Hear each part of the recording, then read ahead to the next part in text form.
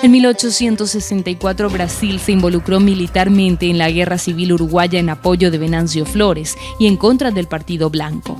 Indignado por este suceso, Solano López envió, por medio de su ministro de Relaciones Exteriores, José Verges, una nota al ministro del Brasil residente en Asunción, el 30 de agosto de 1864, protestando contra cualquier intervención armada al territorio uruguayo. Argumentaba que cualquier iniciativa por parte del gobierno imperial atentaría contra el equilibrio de los estados del Río de la Plata y declarando que el Paraguay recurriría a la guerra si no atendía su advertencia. El imperio desconoció el ultimátum paraguayo y la brigada brasileña penetró en el Uruguay en septiembre de 1864. Eso desencadena la guerra, el no cumplimiento del Brasil de esa advertencia que le hace el Paraguay, porque el Brasil invade el Uruguay, no importa la nota, no le interesó, ni siquiera tomó en cuenta, entonces el Paraguay reacciona. La noticia de la invasión llegó a Paraguay y Solano López decidió iniciar las hostilidades. El 12 de noviembre fue apresado en el río Paraguay el buque brasilero Marqués de Olinda, en el que viajaba el nuevo gobernador de Mato Grosso. El gobierno paraguayo se consideró en estado de guerra mediando la nota del 30 de agosto. Entre diciembre de 1864 y enero de 1865 ocurrió uno de los episodios más dolorosos de la historia uruguaya, el sitio de Paysandú. En Paysandú termina de concluir la guerra civil en Uruguay, donde destruyen toda la oposición, digamos. La ciudad de Paysandú era muy próspera, tenía más de 2.000 a 3.000 habitantes y era un lugar de comercio, intercambio comercial. Es totalmente devastada, es destruida Paysandú por la flota brasilera. Creemos que es una también de las razones que Argentina se alía, digamos, a Brasil, porque se encontraba la flota brasilera en el Río de la Plata. El ejército brasileño cruzó la frontera en el invierno de 1864 y fue contra la ciudad de Paysandú, defendida por el general Leandro Gómez con un puñado de hombres. La escuadra brasileña, después de ser abastecida de bombas por Mitre en Buenos Aires, remontó el río Uruguay y bloqueó Paysandú. La ciudad, defendida por 800 o 1.000 voluntarios, estaba sitiada por un ejército de 20.000 brasileños y floristas y una escuadra poderosa de 15 buques, entre ellos algunos acorazados con los cañones más potentes de la época. Desde el 6 de diciembre, Paysandú es bombardeada por la flota brasileña. Los invasores, mediante el general Flores, le mandan a Gómez una nota que lo incitan a rendirse. Este la lee y en el mismo papel escribe 2 palabras y firma debajo de ellas. Las palabras son «cuando sucumba». La contienda terminó trágicamente para los sitiados, marcada por la inmensa desigualdad de las fuerzas. El último ataque la noche de Año Nuevo fue tremendo, pero la bandera oriental seguía allí. Finalmente, el 2 de enero, los defensores de Paysandú ya se defendían a cascotazos y fueron masacrados. Al general Leandro Gómez se le fusiló como a casi todos los suyos.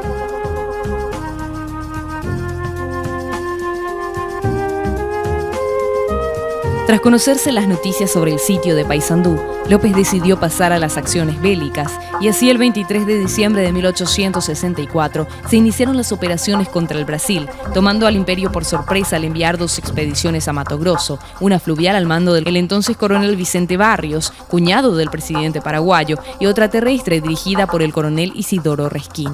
Al día siguiente, el 24, partieron los expedicionarios a bordo de las siguientes embarcaciones: Tacuarí, Paraguarí, Uponá y el buque brasilero capturado Marqués de Olinda, seguidos además de 2 barcos artillados. Toda la escuadrilla fue reforzada por el Jejuí y el río Apa, que se encontraban en comisión al norte.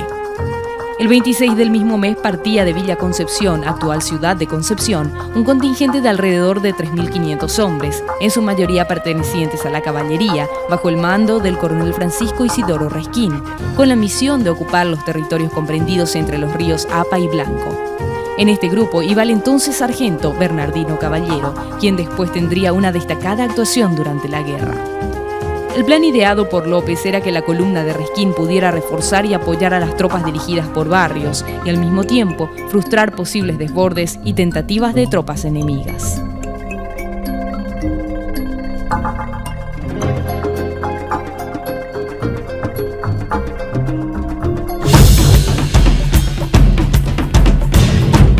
La primera batalla de la guerra se dio el 27 de diciembre de 1864.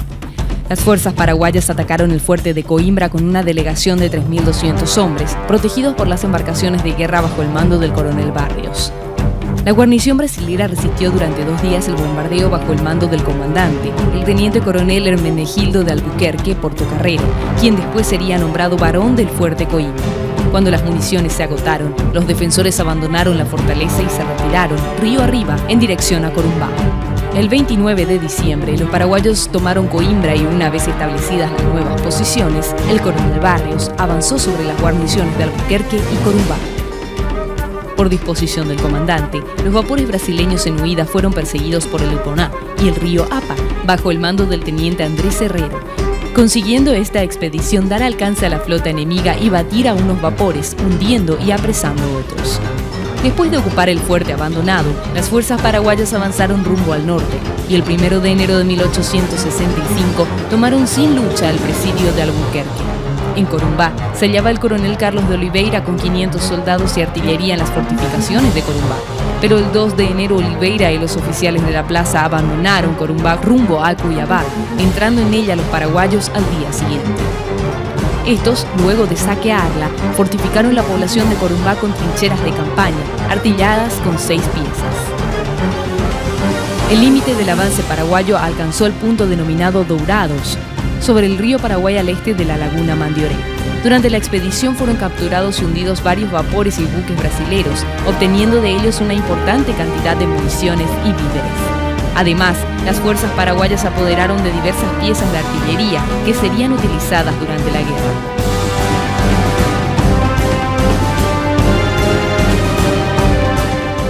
El mismo día en que las fuerzas paraguayas tomaban el fuerte Coimbra, el capitán Martín Urbieta, al frente de 220 paraguayos desprendidos de la columna al mando del coronel Resquín, ataca la guarnición brasileña asentada en la colonia El Dorado, en la frontera de Mato Grosso.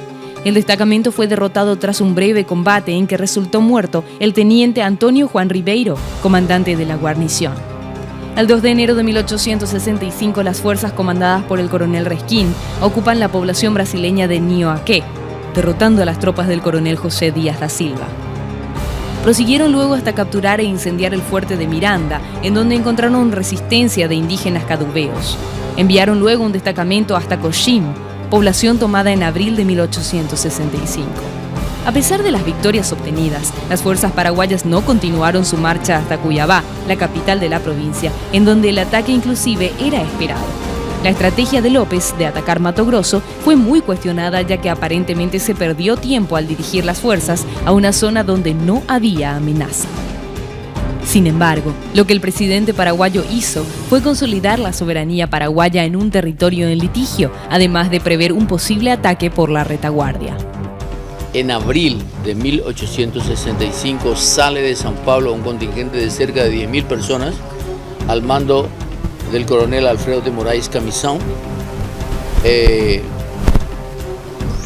hace la campaña llamada de la Laguna, porque llega hasta una estancia de la patria denominada Laguna, al sureste de Concepción, en donde llegaron esos contingentes un año después de haber iniciado aquel periplo, y López pudo destinar un contingente militar no muy importante de 1.200 hombres al mando de Martín Urbieta y Blas Montiel, capitanes jóvenes.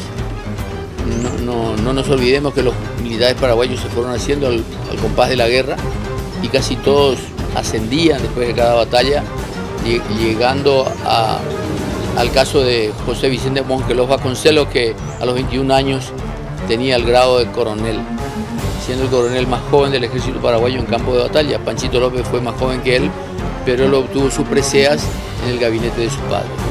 Por lo tanto, ese contingente, para combatir a un contingente muy grande, tuvo que apelar a guerra de guerrillas, a un proceso de hostilización permanente, y lograron hacer que los brasileños se retiraran.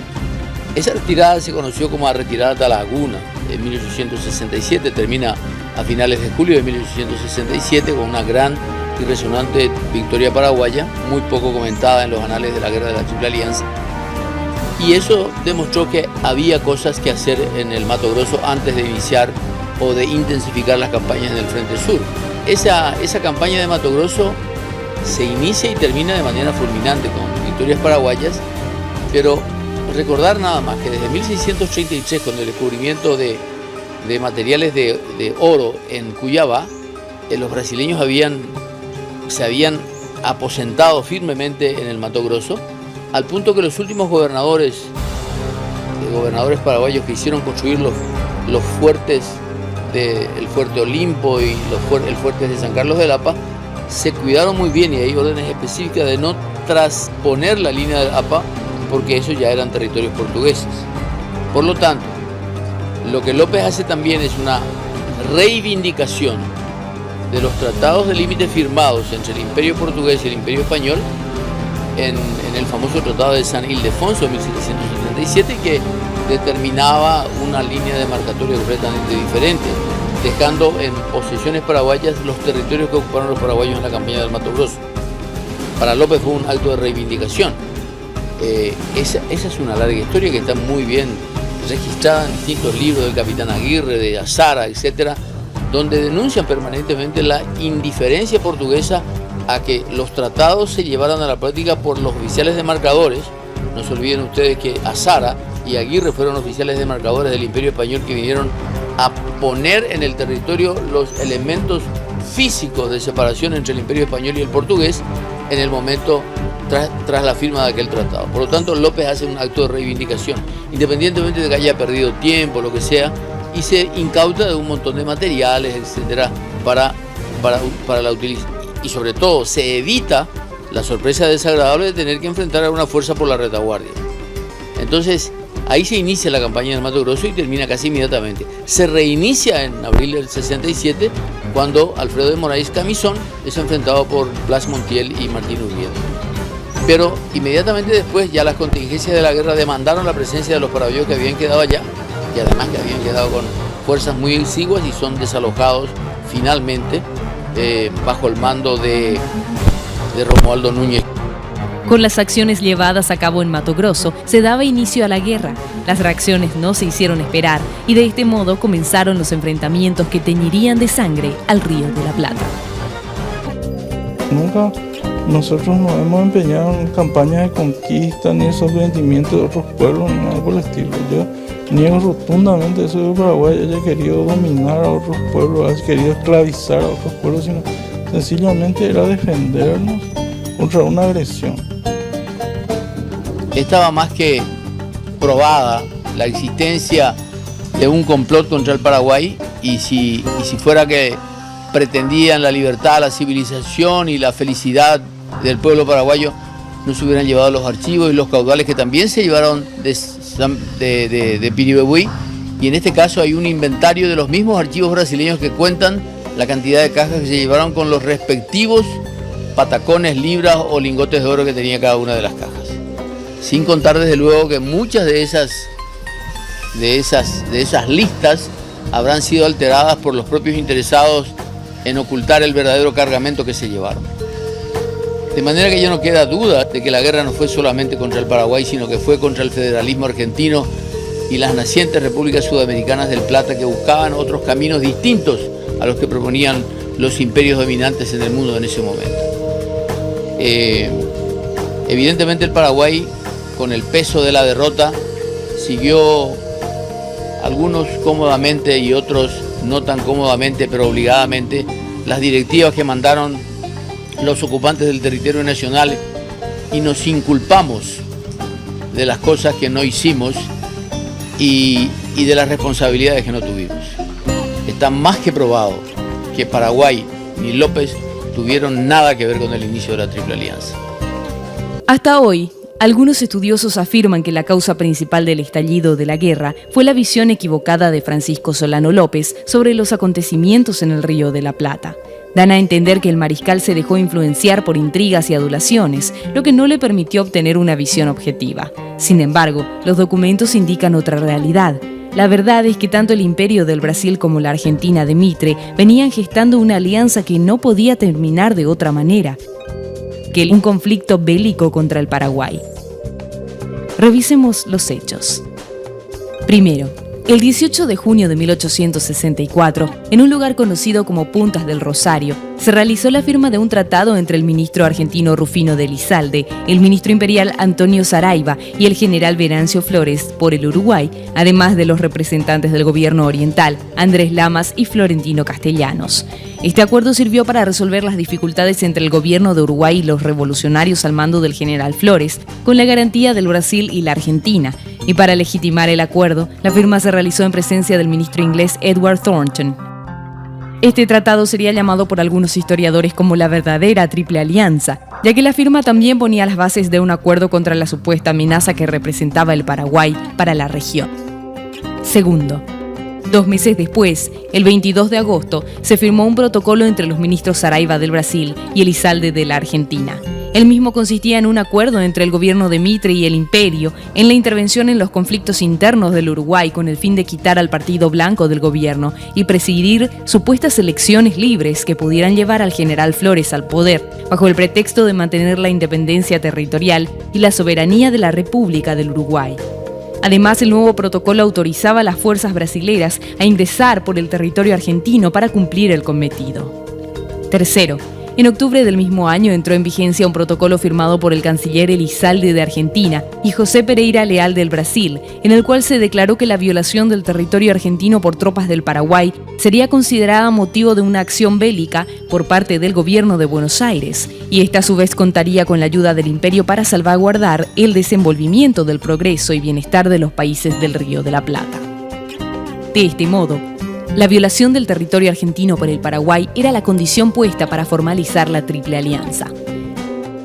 Debemos tener en cuenta que tanto el Tratado de Puntas del Rosario como el Protocolo Saraiva-Elizalde fueron firmados antes de que el gobierno de López presentara la nota protesta del 30 de agosto contra el Imperio. Además, el Protocolo Elizalde-Pereira Leal se firmó antes de la invasión brasilera al Uruguay y posterior bombardeo a Paysandú, a sabiendas de que el Paraguay acudiría en su ayuda e indefectiblemente atravesaría territorio argentino en su intención de auxiliar al pueblo oriental.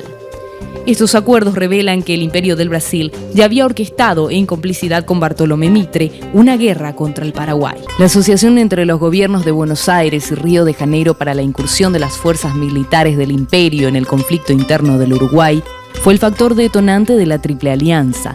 Esta acción fue llevada a cabo como parte de un plan que tenía como finalidad una guerra contra el Paraguay. Una vez finalizada la ofensiva en Mato Grosso, López decidió acudir al pedido de ayuda del gobierno blanco del Uruguay.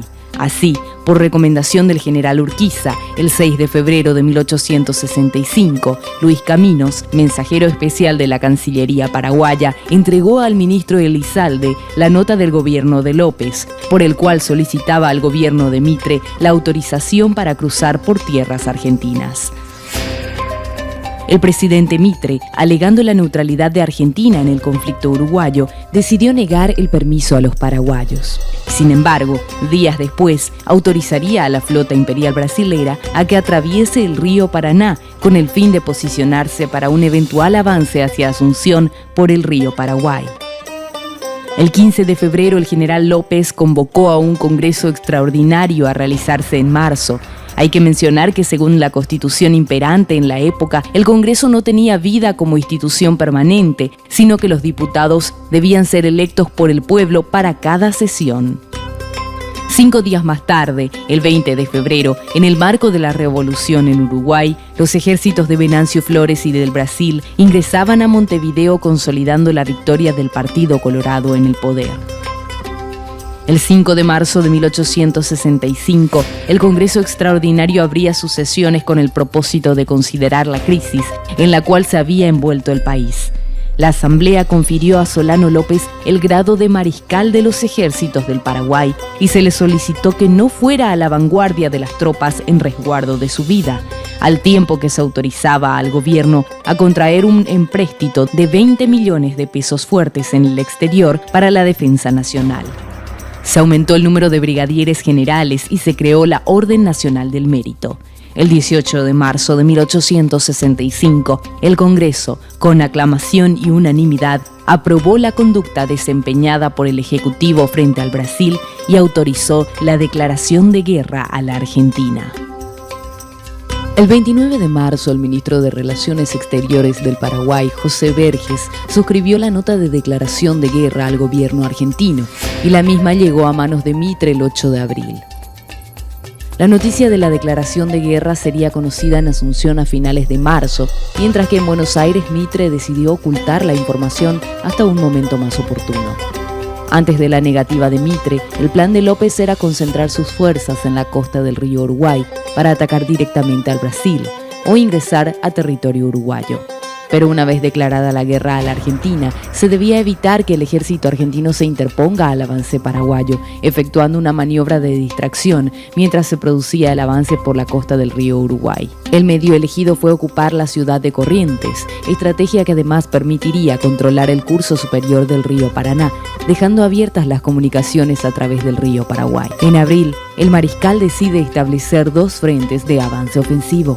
Por un lado, una columna comandada por el general Wenceslao Robles se dirigió al sur, costeando el río Paraná, al tiempo que otra dirigida por el teniente coronel Antonio de la Cruz Estigarribia atravesó el territorio de las Misiones, costeando el río Uruguay.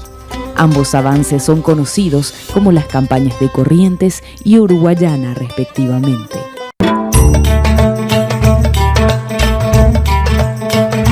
En abril, Francisco Solano López dio las instrucciones definitivas para el inicio de las hostilidades contra la República Argentina.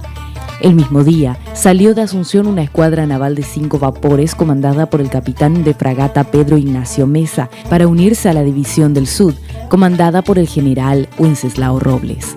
Al amanecer del 13 de abril de 1865, se presentó en Corrientes la escuadra al mando del comandante Mesa, capturando los vapores de guerra argentinos 25 de mayo y el Gualeguay. Al día siguiente, unos 3.500 hombres a las órdenes del general Robles ocuparon la ciudad de Corrientes. Con el fin de contextualizar los hechos, viajamos hasta Corrientes, principal escenario de la campaña. La misma se encuentra aproximadamente a 340 kilómetros de Asunción y hoy en día posee alrededor de 320.000 habitantes.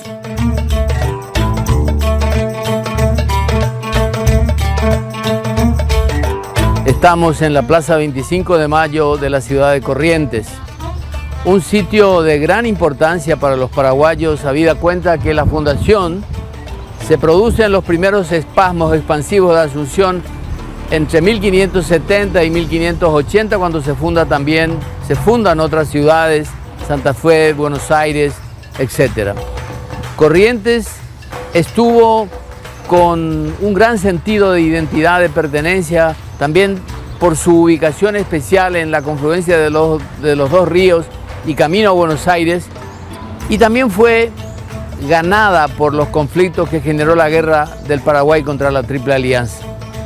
Es el motivo que nos trajo hasta este lugar, siguiendo el derrotero de la guerra y teniendo en cuenta que a partir del 13 de abril de 1865, cuando fuerzas paraguayas toman la ciudad de Corrientes y capturan 2 buques anclados, fondeados delante del puerto de esta ciudad, el Gualeguay y el 25 de mayo, el mismo nombre que esta plaza. A partir de entonces, Corrientes estaba incorporada a los conflictos y es por eso que el camino de la guerra nos trae hasta este lugar. Y aquí vamos a encarar los distintos aspectos que siguieron a aquella toma de la ciudad de Corrientes por parte de las fuerzas paraguayas, la creación de una junta de gobierno que era adicta al gobierno paraguayo en ese momento, la posterior captura, la recaptura de nuevo por los paraguayos, hasta que finalmente todo el territorio de Corrientes y de Argentina es abandonada para que la guerra siguiera su curso en el territorio paraguayo. Las relaciones entre correntinos y paraguayos eran muy buenas y quizás por tal motivo Solano López no deseaba considerar a Corrientes como territorio conquistado. Antes bien, deseaba una ciudad aliada a sus intereses, razón por la cual se convocó a los habitantes de Corrientes el día 17 de abril de 1865 para que eligiesen una nueva junta gubernativa de la provincia, siendo electos Teodoro Gauna, Sinforoso Cáceres y Víctor Silvero. La nueva junta estaba asesorada por el canciller paraguayo José Verges, quien tenía como misión fundamental la de conseguir la adhesión de Corrientes a la causa paraguaya. Esta situación produjo una fragmentación en la sociedad correntina. Una vez obtenido el equilibrio en Corrientes, el general Robles partió rumbo al sur con una fuerza de 20 a 25.000 hombres, debido a los constantes refuerzos que había recibido. Por su parte, José Verges se quedó en la ciudad con un contingente de 1.500 hombres al mando del sargento mayor José de la Cruz Martínez, siendo el segundo al mando el capitán Benigno López. Durante la campaña de Corrientes ocurrieron varios enfrentamientos entre fuerzas paraguayas y aliadas, sin mencionar varias escaramuzas menores en las poblaciones rurales. La primera tuvo lugar el 28 de abril de 1865 y es conocida como la Batalla del Río San Lorenzo, llamada así porque en las cercanías de dicho río una avanzada de hombres de caballería bajo el mando del teniente José de Jesús Martínez cayó en una emboscada y quedaron totalmente rodeados por una fuerza correntina de 500 hombres. El combate inició con un ataque de caballería seguido por la infantería, pero los paraguayos resistieron heroicamente las sucesivas embestidas, hasta que lograron romper el cerco y dispersar a sus atacantes. Fue el primer combate contra tropas argentinas y terminó con la victoria para las fuerzas nacionales. La expedición hacia el sur prosiguió después de aquel combate y el 20 de mayo de 1865 la División del Sud se apoderó de la ciudad de Bellavista y el 23 de mayo de Santa Lucía, sobre el río del mismo nombre, 6 leguas al norte de la ciudad de Goya. Durante el avance paraguayo, las fuerzas correntinas solo interpusieron algunas acciones menores, como los enfrentamientos contra las tropas del coronel Fermín Alsina y del coronel Manuel Vallejos, que solo lograron detener temporalmente la marcha de la división al mando de Robles. El segundo gran enfrentamiento ocurrió el 25 de mayo, cuando las fuerzas aliadas se dispusieron a recuperar la ciudad de Corrientes. A este suceso se lo conoce como la Batalla de Corrientes o de la Batería.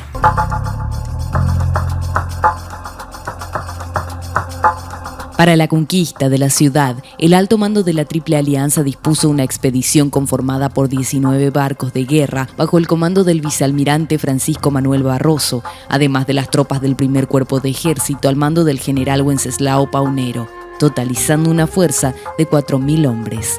El ataque combinado terrestre-fluvial comenzó en la mañana del 25 de mayo de 1865. Luego de un intenso bombardeo por parte de la escuadra aliada, comenzó el desembarco en un lugar llamado Batería, donde se libró un infernal encuentro a arma blanca entre las tropas argentinas al mando del comandante Juan Bautista Charlone y las paraguayas, comandadas por el teniente Vicente López. La batalla prosiguió en el puente, donde la superioridad de las tropas brasileñas obligó a los paraguayos a retroceder lentamente.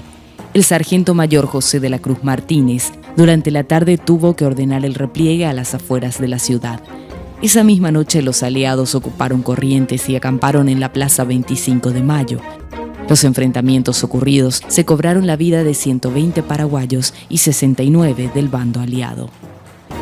Por órdenes de Paunero, Corrientes fue abandonada entre los días 26 y 27 de mayo y al día siguiente fue ocupada nuevamente por los paraguayos. Las tropas al mando de Martínez sometieron a una violenta represión a toda la población correntina, de la que sospecharon que podría haber prestado ayuda a las tropas aliadas. Más tarde, tomaron como rehenes a 5 señoras, esposas de líderes de la resistencia a la invasión, y las llevaron a territorio paraguayo. La áspera historia de nuestros países, los que conformamos el Mercosur, requiere de una visión un poco más sincera de los hechos históricos que son comunes a todos. No para que unifiquemos versiones, sino que para concordar en los respectivos aportes y definitivamente eliminemos los focos de dispersión o de broncas o de distorsión histórica que todavía nos desunen. Estamos nuevamente en Corrientes, en un punto en donde se produjo el desembarco de las tropas aliadas para recapturar la ciudad, en ese momento en poder de los paraguayos, el ataque que se produjo el 25 de mayo de 1865. Pero también en esos días anteriores hubo importantes acciones de los paraguayos que repercutieron definitivamente en nuestras relaciones con la Argentina en los tiempos venideros. Especialmente el caso de las cautivas correntinas que fueron internadas. Al retirarse el ejército paraguayo, fueron internadas a territorio paraguayo de 5 mujeres con 2 criaturas menores, de las cuales una falleció, y que significó siempre un punto de fricción entre las dos historias. Esa es un final que tuvo, es un hecho que tuvo un final relativamente feliz, porque por lo menos, salvo la que falleció en circunstancias completamente desconocidas hasta ahora, no, las otras pudieron volver sanas y salvas hasta Corrientes. Hoy en día, los restos de las cautivas correntinas descansan en un mausoleo de la iglesia Nuestra Señora de la Merced, porque hasta aquí habrían llegado las sobrevivientes a pagar sus promesas tras su regreso del Paraguay. En su momento, la toma de 5 mujeres como prisioneras de guerra reforzó el repudio de una parte de la población argentina contra la agresión paraguaya. Durante nuestro recorrido por la ciudad de Corrientes, nos pudimos percatar de la escasa señalización con respecto a los sitios históricos de la guerra, algo que también se da en Paraguay. Tan solo en la barranca por donde habrían desembarcado las tropas de Charlone existe un monumento dedicado al general Bartolomé Mitre y a las cautivas correntinas, indicando la importancia del lugar. Pero a más de eso, no existe señalización alguna que direccione sobre los hechos sucedidos durante la batalla del 25 de mayo de 1865. Sin mencionar que en el sitio llamado Batería estuvo ubicado el cuartel paraguayo y que a escasos metros del lugar se dieron los principales enfrentamientos. Luego de la batalla de la Batería, el general Wenceslao Robles recibió la orden de retroceso que volvió a ser insistida el 1 de junio de 1865. Pero Robles, por su parte, dispuso la toma de la ciudad argentina de Goya, que fue el máximo punto de avanzada paraguaya durante la campaña de Corrientes.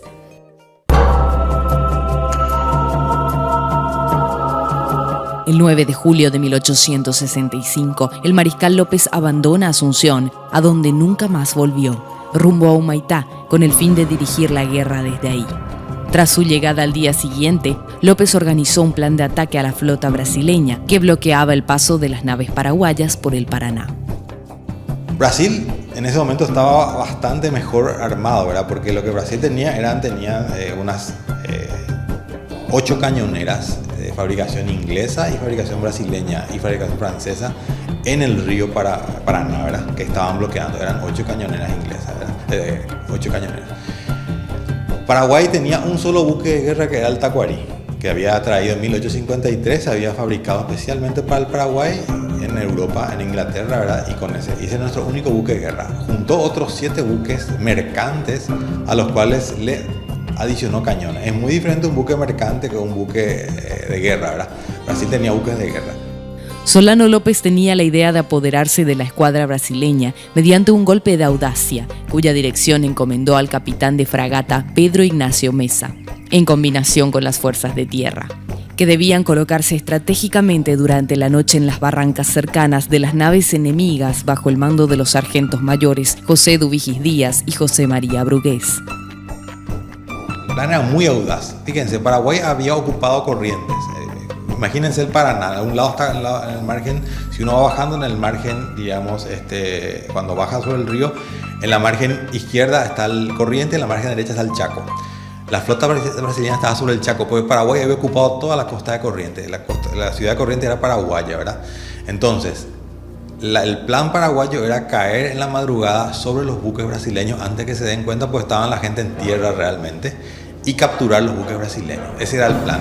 Era un plan bastante osado, pero que si se hacía, probablemente si se hacía en la hora de madrugada, iba a poder resultar el plan.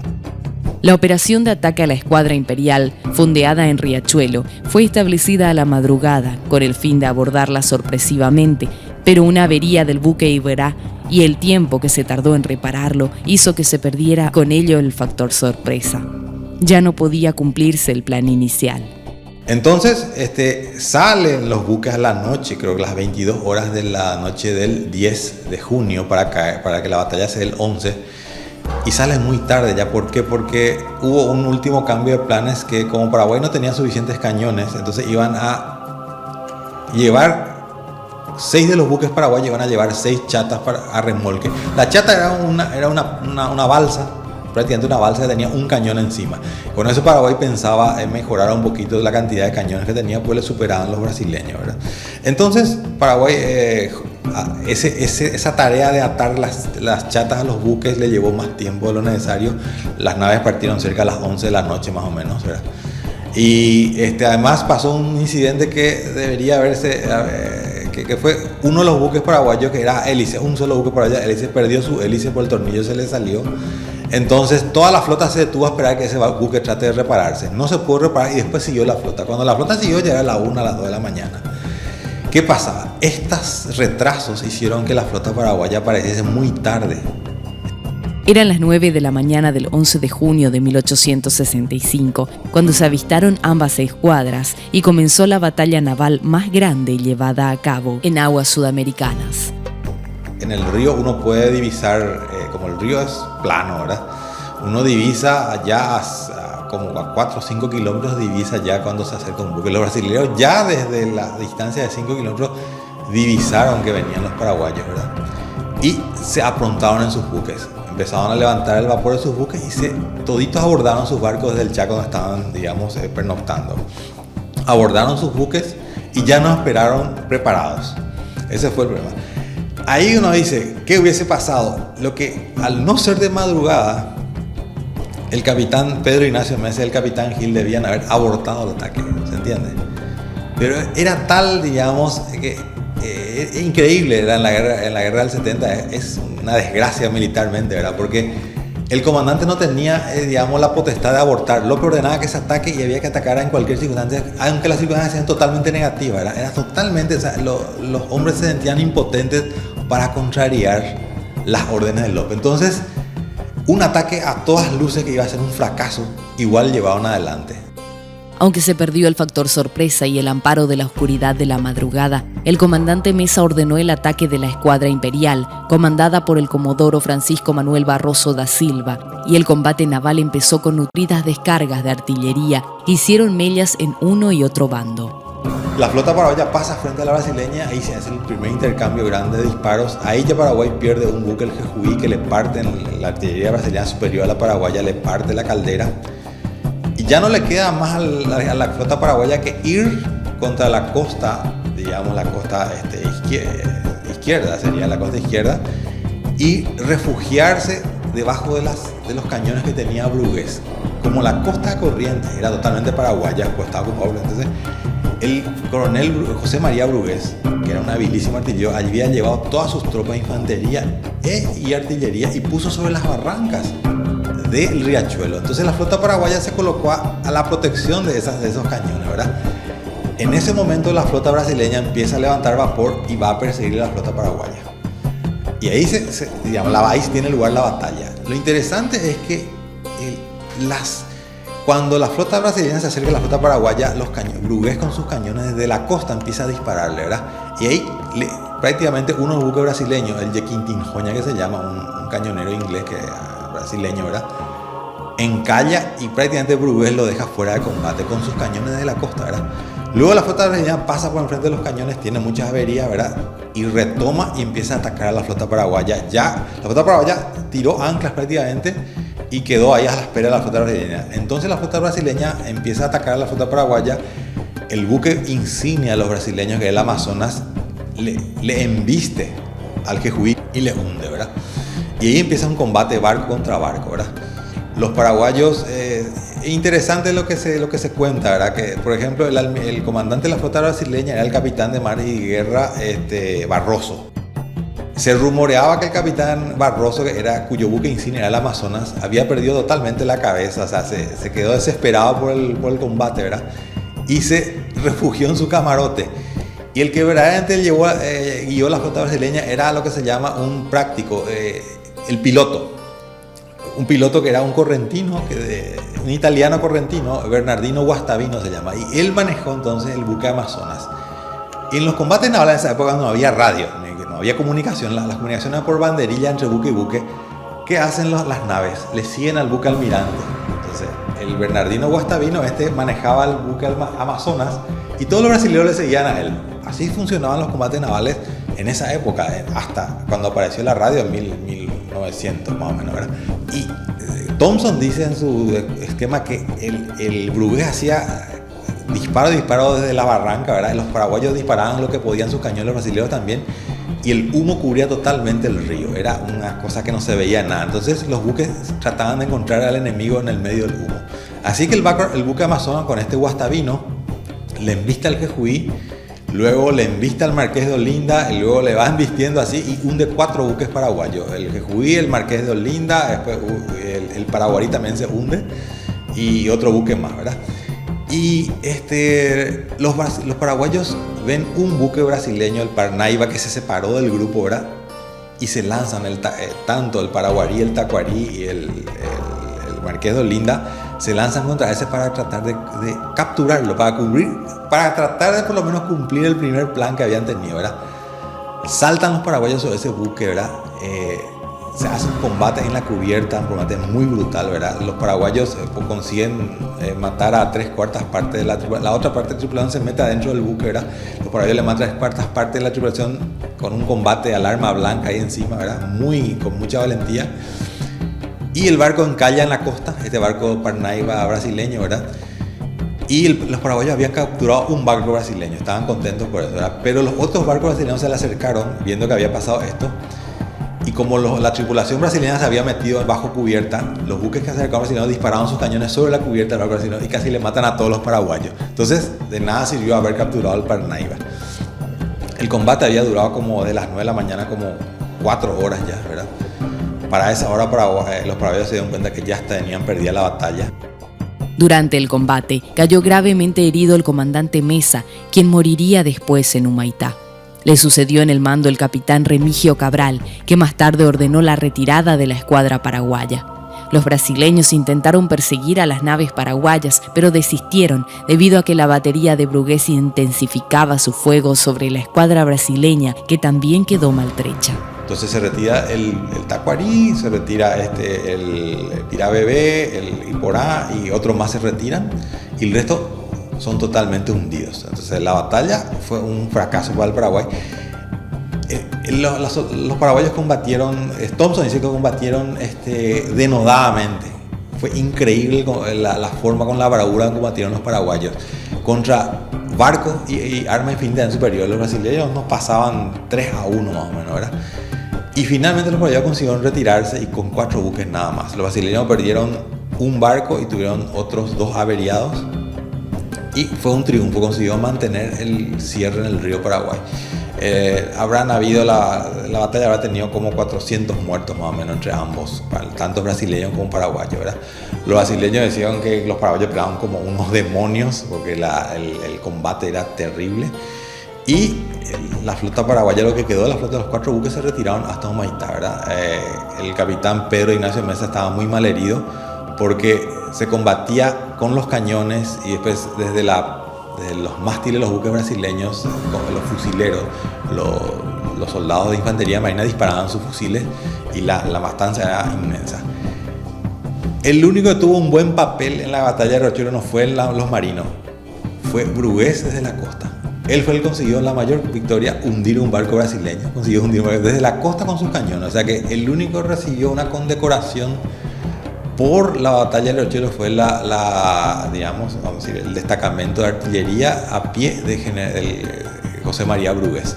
Y los buques se retiraron a Humaitá y llegó muy mal herido Pedro Ignacio Mesa con toda su gente herida también, ¿verdad?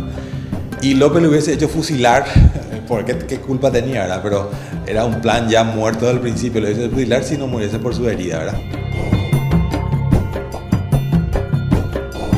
El saldo de la temeraria operación fue 4 barcos paraguayos y 2 brasileños quedaron fuera de combate. Los destrozos sufridos por los buques brasileños como resultado de los certeros disparos de la batería de Brugués imposibilitaron que los barcos paraguayos fueran perseguidos. Además, como consecuencia de la batalla fallecieron el teniente Vicente Alcaraz, comandante del Salto Oriental, y el teniente Ezequiel Robles, comandante del Marqués de Olinda. Finalmente, se impuso la superioridad del armamento naval brasileño, que contaba con modernos acorazados, sobre la escuadra paraguaya constituida casi en su totalidad por buques mercantes de madera que fueron artillados para la guerra. En premio a la valiente actuación de los marinos, infantes y artilleros en la batalla naval de Riachuelo, el mariscal Francisco Solano López confirió la medalla conmemorativa a dicha batalla. La batalla de Riachuelo marcó profundamente todo el devenir de la guerra, ya que con la derrota en esta batalla, el Paraguay perdió toda posibilidad de comunicarse con el exterior. El análisis del procedimiento y resultado de Riachuelo dejan conclusiones que explican las sucesivas derrotas paraguayas durante la guerra. Las dos grandes batallas de la guerra del 70, con las cuales Paraguay perdió la guerra, que sería una Riachuelo y la otra la batalla de Tuyutí, en la que perdió todo su ejército, tuvieron las mismas causas, ¿verdad? Se atrasaron. Era el atraso y la inhabilidad de los comandantes, o sea, la impotencia de los comandantes de abordar y contrariar las órdenes de López. Era totalmente absurdo. En una guerra, cuando en la situación varía con lo que ordenó el comandante, uno tiene que cambiar los planes. López le impedía a su gente que haga eso, ¿no? Era un fatalismo terrible. Entonces, a pesar de esa, digamos, a pesar de la total desventaja que llevaba a atacar de día, la flota paraguaya siguió adelante. No abortaron el ataque, ¿verdad? Siguieron adelante. O sea que fue una lucha denodada. Realmente los combatientes paraguayos pelearon a brazo partido, pero no pudieron contra la tecnología. Y se fue más o menos, fue la característica de toda la guerra del 70. Como los kamikazes japoneses, los paraguayos pelearon a brazo partido y perdieron casi toda la batalla, excepto Curupayté. O sea que, para que ustedes vean la falta de tecnología, que el único que podía haber previsto eso era el Francisco Solano López. Haber comprado tecnología antes de la guerra y detener el inicio de la guerra hasta traer esa tecnología en fusiles, en cañones y en buques blindados que ya empezaban a ver. Fue López el que desató la guerra sin haber esperado recibir la tecnología, porque estaba empezando a comprar armamento, incluso buques blindados, ¿verdad? Pero por alguna razón en noviembre de 1874 él inicia la guerra sin haber recibido estos armamentos. Impulsivo, impetuoso, ¿verdad? Pero de cualquier manera un estadista tiene que prever esas cosas, porque está un país detrás, y esa, digamos, esa falta de previsión que hubo, ¿verdad?, significó la destrucción del Paraguay. Como mencionamos, Paraguay le había declarado la guerra a la Argentina a finales de marzo de 1865, pero el presidente Bartolomé Mitre había ocultado la información al pueblo argentino. Con la invasión paraguaya a Corrientes, Mitre encontró la razón para justificar una alianza con el Imperio del Brasil, a pesar de las eternas disputas que históricamente las separaba. En mayo se firmó el Tratado de la Triple Alianza, un tratado que bajo la premisa de que la guerra no era contra el Paraguay, sino contra su gobierno, sería el pueblo paraguayo el que pagaría y sufriría por las consecuencias de la guerra. El 1 de mayo de 1865, Francisco Octaviano de Almeida Rosa, canciller brasileño, Carlos de Castro, canciller uruguayo, y Rufino de Elizalde, canciller argentino, firmaron en la ciudad de Buenos Aires el Tratado de Alianza, que permanecería secreto debido a sus comprometedoras cláusulas, ya que en ellas estipulaban el fin del Paraguay. El tratado también determina el desmembramiento del Paraguay, la destrucción de su industria, la destrucción de sus obras defensivas, por ejemplo la fortaleza de Humaitá y todo eso, ¿no? Entonces, no es solamente contra López, es contra el Paraguay, es decir, destruyeron toda la industria, destruyeron todas las fuentes de producción, destruyeron toda la población. Así, ¿qué es lo que le quedó al Paraguay? Nada. Entonces no se puede hablar de una guerra contra López, contra el gobierno de López, sino era una guerra para desmembrar el Paraguay y someterlo, ¿no? Entre los compromisos estipulados por el tratado se fijan quitar al Paraguay la soberanía de sus ríos, responsabilizar al Paraguay de la deuda de la guerra y, finalmente, repartir el territorio en litigio o exclusivamente paraguayo. Por decreto del 20 de junio de 1865, el mariscal Francisco Solano López confirió la condecoración al grado de oficial de la Orden Nacional del Mérito al brigadier general Wenceslao Robles, comandante de la División del Sud, que llevó a cabo la campaña de Corrientes. Sin embargo, Robles rechazó la condecoración. El 23 de julio, el general Vicente Barrios, ministro de Guerra y Marina, llegó al cuartel general de la División del Sud con la orden de destitución de Robles de la jefatura divisionaria, siendo nombrado en su reemplazo Resquín.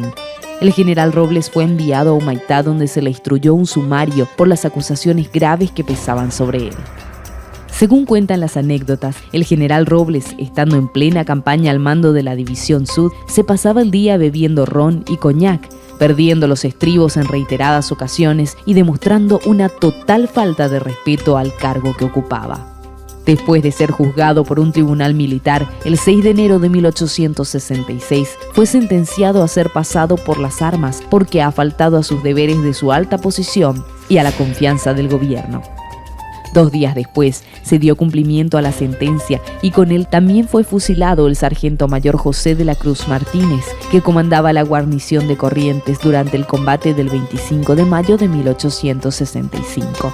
Su condena fue por causa distinta que no ha trascendido hasta nuestros días. Antes del inicio de la guerra, en abril de 1864, Solano López encargó al sargento mayor Pedro Duarte la organización en la Villa Encarnación, hoy Ciudad de Encarnación, de un ejército que se componga de 10.000 hombres adiestrados en el manejo de las 3 armas. Una vez iniciada la campaña de Corrientes el 27 de abril de 1865, el teniente coronel Antonio de la Cruz Estigarribia se hace cargo del ejército destinado a cumplir la misión de Uruguayana, pasando el sargento mayor Pedro Duarte a ocupar el puesto de segundo comandante. Él lo que quería era, con esas 2 columnas, la columna de Estigarribia y la columna de Robles, era llegar hasta Concepción del Uruguay, que era la capital de Urquiza, y de ahí los ejércitos coaligados de Urquiza y Paraguay iban a pasar al Uruguay a ayudarle al gobierno blanco, ¿verdad? El 30 de mayo de 1865 fue iniciada la marcha hacia el río Uruguay, a donde llegaron unos días después, sosteniendo durante el camino algunas batallas con tropas enemigas, saliendo victorioso el frente paraguayo. El 10 de junio de 1865, las fuerzas paraguayas se dividen en 2 columnas, en el lugar que hoy es la ciudad argentina de Santo Tomé, provincia de Corrientes. Una columna de 7.000 hombres al mando de Estigarribia cruzó el río Uruguay ingresando a territorio brasileño, en el lugar llamado Paso São Borja, mientras que la otra, de 3.000 hombres al mando de Duarte, quedó del lado argentino. Al momento del cruce se dio el primer enfrentamiento con una victoria paraguaya. Las tropas al mando del capitán José del Rosario López vencieron a las fuerzas brasileñas comandadas por el general Juan Manuel Mena Barreto. Así, el pueblo de São Borja quedó a merced de las fuerzas paraguayas, pero el comandante Estigarribia desistió de la idea de ocuparlo. El 25 de junio de 1865 tuvo lugar en las márgenes del río Umbutudú la primera gran batalla campal de la guerra contra la Triple Alianza. Una tropa consistente en 400 hombres al mando del José del Rosario López, que es rodeado de espaldas al río Umbutudú, y se produce una batalla en donde él resiste y resiste hasta que logra poner en fuga a los más de 1.400, 1.500 hombres que lo habían atacado inicialmente.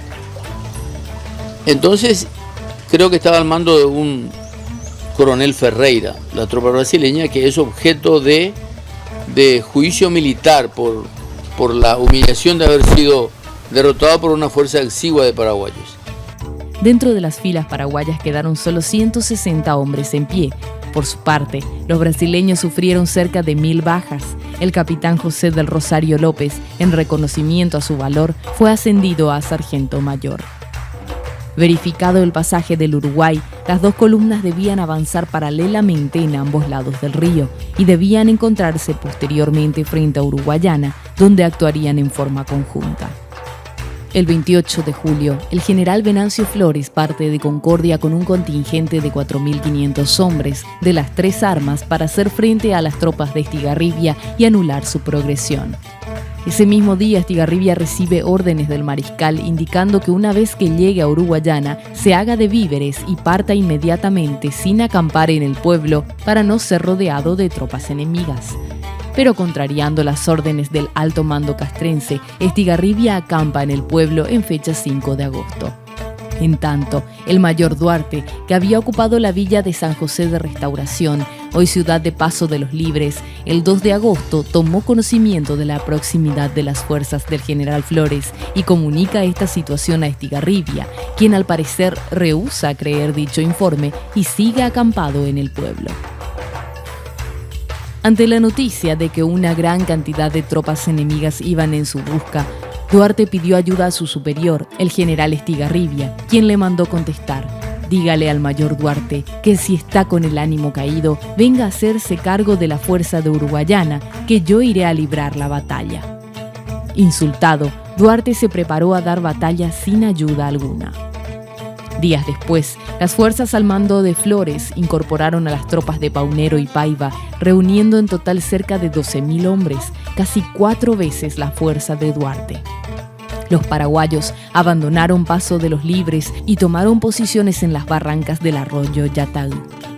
Una semana más tarde, en las cercanías de la localidad de Ombucito, ocurrieron los sucesos de Capiicusé. La batalla de Yataú se llevó a cabo en una localidad llamada Ombucito, que queda a escasos kilómetros de una ciudad llamada Paso de los Libres. Esta ciudad fue testigo de las 2 realidades que les tocó vivir a los paraguayos durante la campaña de Uruguayana. Primero, cuando llegaron hasta aquí como ejército invasor, y más tarde como prisioneros de guerra tras la batalla de Yataú. Paso de los Libres está ubicada a 710 kilómetros de Asunción y a 690 de Buenos Aires. Fue fundada en 1843 y se llama así porque por ahí pasaron las tropas de Joaquín Madariaga, que más tarde derrocaron al dictador Juan Manuel Rosas. En los días de la guerra, Paso de los Libres era una ciudad pujante, ya que contaba con cerca de 3.000 habitantes y varias casas de comercio, razón por la cual aquí acamparon tanto el ejército paraguayo como el aliado. En este lugar ocurrieron varios hechos ligados a la guerra de la Triple Alianza. Por ejemplo, en esta plaza acamparon las tropas aliadas después de la batalla de Yataú, y en sus alrededores se formaron los hospitales improvisados para atender a los heridos. Cuando se produce la recaptura de Corrientes o el abandono de los paraguayos del territorio argentino, Víctor Silvero viene con nuestras huestes.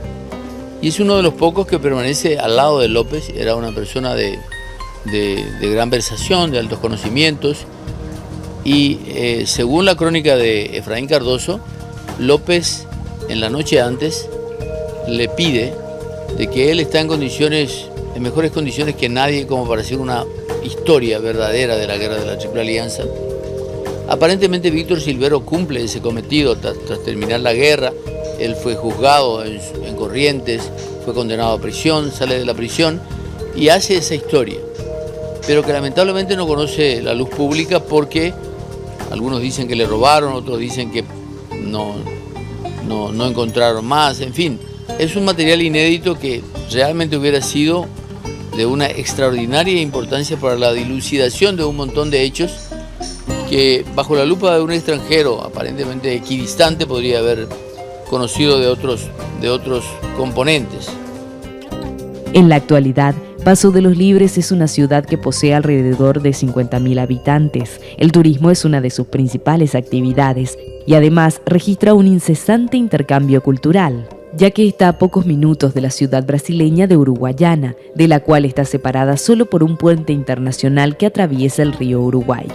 Este fue el máximo punto de avanzada del ejército paraguayo en su afán de socorrer al gobierno de Berro en Uruguay. Uruguayana es bien particular, ya que fue fundada durante un conflicto separatista del imperio, ocurrido entre 1835 y 1845, conocido como la Revolución de los Farrapos, y su cultura farrofilia es muy similar a la de los gauchos argentinos. Hoy en día cuenta con 160.000 habitantes y se encuentra a escasos 9 kilómetros de Paso de los Libres. Además, es el principal productor de arroz de Brasil. Antes de la guerra, las relaciones entre Uruguayana y Paraguay eran muy buenas, a tal punto que llegó a existir un consulado paraguayo en la ciudad y, por si fuera poco, fue una delegación de ingenieros uruguayanos quienes trabajaron en las construcciones de las fortificaciones de Humaitá. Volviendo a los hechos de la guerra, la situación que culminó con la capitulación en Uruguayana fue producto de constantes desobediencias del teniente coronel Antonio de la Cruz Estigarribia a las órdenes impartidas por Solano López. Recordemos que el 5 de agosto el comandante Estigarribia entró y acampó en la ciudad de Uruguayana, que se encontraba despoblada. Allí nuevamente, el teniente coronel Antonio de la Cruz Estigarribia contravino otra orden del mariscal López que expresaba lo siguiente: que se detuviera en Uruguayana solo para proveerse de víveres sin acampar dentro de la ciudad y que continuara hasta la localidad Alegrete, donde debería aguardar nuevas instrucciones.